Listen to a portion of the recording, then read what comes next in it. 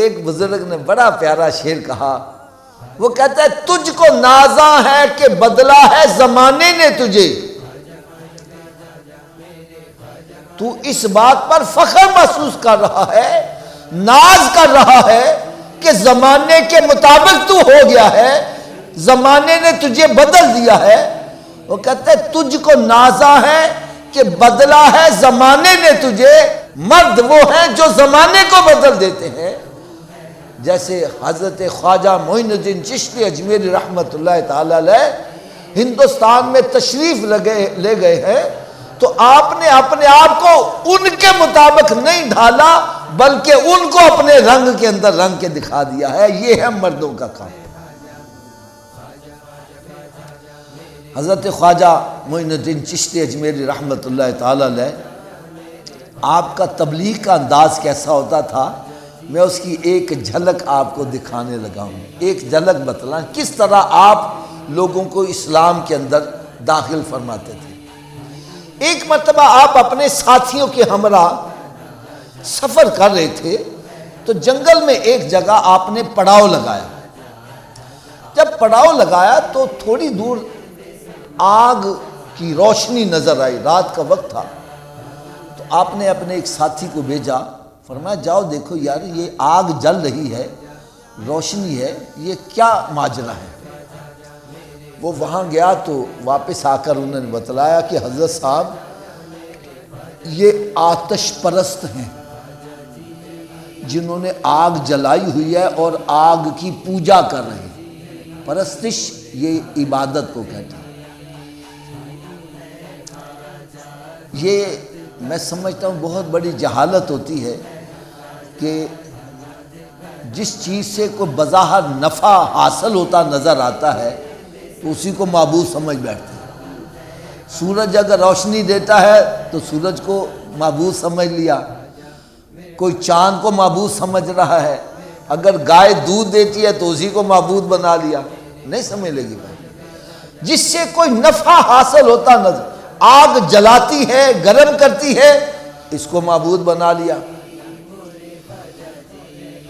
تو انہوں نے آ کر بتلایا حضرت صاحب وہ لوگ ہیں اکٹھے ہیں، وہ آگ کی پوجا کر رہے ہیں۔ آپ نے فرمایا چلو ہم بھی ان کو اسلام کی دعوت دیتے ہیں۔ اور آپ کے دعوت دینے کا انداز دیکھو کیا ہے۔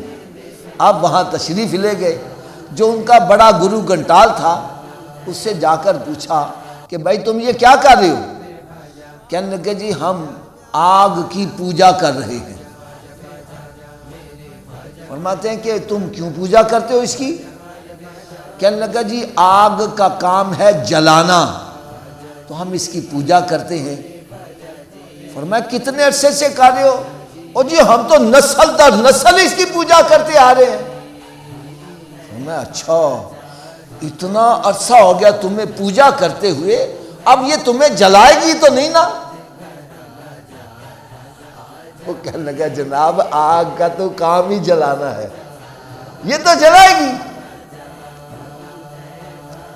فرمایا جس کی میں پوجا کرتا ہوں نا اس کا حکم نہ ہو تو یہ مجھے جلا نہیں سکتی۔ جس کو میں اپنا معبود مانتا ہوں اس کا حکم ہو جائے تو یہ مجھے جلا نہیں سکتی۔ کہنے لگا یہ کیسے ہو سکتا ہے؟ آگ کا کام ہی جلانا ہے، کوئی بھی چیز جائے گی اس میں وہ جلائے گی۔